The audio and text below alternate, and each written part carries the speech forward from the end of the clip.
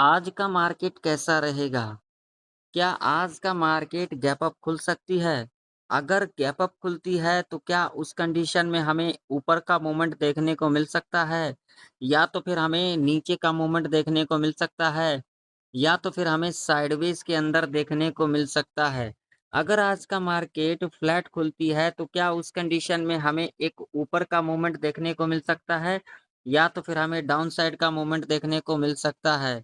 आखिर आज के मार्केट के अंदर क्या कुछ हो सकता है? पूरे डिटेल में समझेंगे जो आज का मार्केट किस तरीके से मोमेंटम दिखा सकती है। देखिए ये मार्केट है यहाँ पर कुछ भी हो सकता है लेकिन प्रेडिक्शन करना तो एक बनता है। क्योंकि अगर हम प्रेडिक्शन नहीं करते हैं तो हमें समझ में नहीं आता है जो आगे हमें क्या करना सही रह सकता है। तो यहाँ पर आप लोग देख सकते हो निफ्टी 50 का चार्ट है और यहाँ पर फ्राइडे के दिन क्या कुछ हुआ था आप लोगों के सामने है चार्ट यहाँ पर देख सकते हो। फ्राइडे के दिन निफ्टी यहाँ पर गैप अप खुली और गैप अप खुलने के बाद एक ऊपर का मूवमेंट दिखाई और उसके बाद आप लोग देख सकते हो साइडवेज के अंदर ही हमें देखने को मिला था, जो कि ऐसा मार्केट एक ऑप्शन बायर के लिए ठीक नहीं होता है। क्योंकि यहाँ पर देख सकते हो टोटली यहाँ पर क्या किया जा रहा था, यहाँ पर टोटली वो चाहे कॉल वाले हों या फिर पुट वाले हों, दोनों को ही यहाँ पर ट्रैप किया गया होगा। यहाँ पर आप लोग देख सकते हो। ठीक है? अब आज के दिन क्या कुछ हो सकता है? तो सबसे पहले मैं यहाँ पर लगाऊँगा डेली चार्ट। डेली चार्ट लगाने से पहले मैं आप लोगों से निवेदन करना चाहता हूँ, अगर आप लोगों को मेरा वीडियो नॉलेजेबल लगता है, आप लोगों को कुछ सीखने को मिलता है, तो आप लोग एक लाइक कर देना, चैनल पर नए हो तो सब्सक्राइब भी कर लेना और साथ ही साथ इस वीडियो को ज़्यादा से ज़्यादा लोगों में शेयर भी करना। यहाँ पर आप लोग देख सकते हो अगर डेली चार्ट के ऊपर आप लोग देखोगे तो यहाँ पर आप लोगों को एक पैटर्न बनता हुआ नज़र आएगा। अब इसे पैटर्न कौन-सा कहेंगे? तो यहाँ पर देख सकते हो डेली चार्ट के ऊपर ये जो हमें नज़र आ रही है वो क्या नज़र आ रही है? ये डबल बॉटम। अगर हम यहाँ पर देखेंगे इस तरीके से ये क्या है? W pattern. डब्लू पैटर्न यहाँ पर कब हमें पता चलेगा जो ये डब्लू पैटर्न है? जब इस नेकलाइन के ऊपर जाती है निफ्टी। अब ये नेकलाइन कौन-सा लेवल है? तो लेवल है यहाँ पर ये वाला जो कि लेवल है 25,163 का लेवल है जो कि एक इम्पोर्टेंट लेवल है। जहाँ से देख सकते हो आप लोग देख सकते हो बार-बार हमें क्या देखने को मिला, एक गिरावट ही देखने को मिला। जब भी इस लेवल के पास आई गिरावट हमें देखने को मिला। तो ये लेवल हमारे लिए क्या है, एक ज़रूरत वाला लेवल है। तो अब यहाँ पर अगर आज के दिन इस लेवल के ऊपर गैप अप खुल जाती है, तो ऐसे कंडीशन में हमें एक क्या ऊपर साइड का मूवमेंट देखने को मिल सकता है। तो यहाँ पर लॉजिक समझने वाली बात है, अगर इस लेवल के ऊपर गैप अप खुल जाती है और डेली चार्ट के ऊपर अगर यहाँ पर एक दिन का कैंडल सस्टेन कर जाती है एक बुलिश कैंडल के साथ, तब हमें यहाँ पर एक ऊपर का मूवमेंट देखने को मिल सकता है क्योंकि ये मार्केट यहाँ पर कुछ भी हो सकता है, तो प्रेडिक्शन करना बनता है। अब हमारे लिए लेवल कौन-कौन से इम्पोर्टेंट रह सकती है? तो देखिए अब जो हमारे लिए लेवल इम्पोर्टेंट है वो है 25,163 का और सपोर्ट की अगर हम बात करेंगे तो सपोर्ट हमारे लिए ये वाला रह सकता है जो कि लेवल है 25,036 का, ठीक है?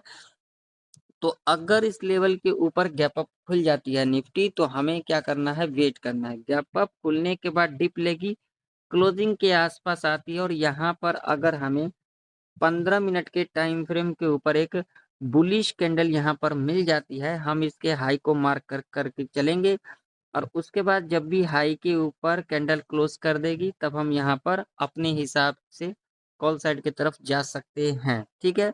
या आप लोग अपने हिसाब से जा सकते हो, ये आप लोगों की मर्ज़ी है। मैं किसी को यहाँ पर ये नहीं कहता हूँ कि आप लोग कॉल या फिर पुट, आप लोग अपने हिसाब से कामकाज करना, बस मेरा काम है आप लोगों को सिखाना, तो आप लोग सीखने पे ज़्यादा से ज़्यादा ध्यान दिया करो। अब मान लीजिए कि अगर फ्लैट खुल जाती है, तो भाई साहब अगर यहाँ पर फ्लैट खुल जाएगी ना, तो हम यहाँ पर ट्रेड को अवॉइड करके चलेंगे क्योंकि ये पूरा का पूरा क्या होगा ट्रैप रेंज है। आप लोग यहाँ पर देख सकते हो, ये देखिए यहाँ पर फ्राइडे के दिन क्या कुछ हमें देखने को मिला, तो ये रेंज पूरा ट्रैप हो सकता है, ठीक है? अब मान लीजिए कि अगर गैप डाउन खुल जाती है, उस कंडीशन में क्या होगा? तो देखिए अगर गैप डाउन खुल जाती है ना, तो हमें यहाँ पर क्या करना है, हमें यहाँ पर वेट करना है। पहला कंडीशन यहाँ पर क्या रह सकती है, गैप डाउन खुलने के बाद थोड़ा नीचे आई, नीचे आने के बाद अगर यहाँ से रिट्रेसमेंट ले लेती है, हम सीधा इस लो को मार करके चलेंगे। उसके बाद लो के नीचे क्लोजिंग जब भी करेगी तब हम यहाँ पर सेल साइड की तरफ यानी कि पी साइड की तरफ अपने रिस्क रिवॉर्ड के हिसाब से जा सकते हैं। इस बात का आप लोग ज़रूर से ज़रूर ध्यान में रखना। दूसरा कंडीशन यहाँ पर क्या रह सकती है, गैप डाउन खुलने के बाद अगर यहाँ पर 30 मिनट से लेकर के 1 घंटा तक यहाँ पर इस तरीके का कंसोलिडेट करती है और कंसोलिडेट करने के बाद इस तरीके से जब ये रेंज यहाँ पर ब्रेक कर जाएगी, ब्रेक करने के बाद रिट्रेसमेंट करने आएगी, रिट्रेसमेंट करने के बाद अगर नीचे की तरफ क्लोजिंग कर जाती है, तब हम यहाँ पर पी साइड की तरफ यानी कि सेल साइड की तरफ अपने रिस्क रिवॉर्ड के हिसाब से जा सकते हैं। ठीक है, इस बात का आप लोग जरूर से जरूर ध्यान में रखना। ठीक है, अब मान लीजिए कि अगर यहाँ पर 30 मिनट तक यहाँ पर नहीं कंसोलिडेट करती है, 1 घंटा तक यहाँ पर कंसोलिडेट नहीं करती है और ये नेक्स्ट आवर के टाइम तक यहाँ पर इस तरीके का कंसोलिडेट करती है, तो यहाँ पर बहुत ही ज़्यादा चांसेस हो सकता है जो कॉल बायर, पुट बायर को दोनों को ट्रैप किया जा सकता है। इस बात का आप लोग ज़रूर से ज़रूर ध्यान में रखना और सीखने पे ज़्यादा से ज़्यादा ध्यान दिया करो।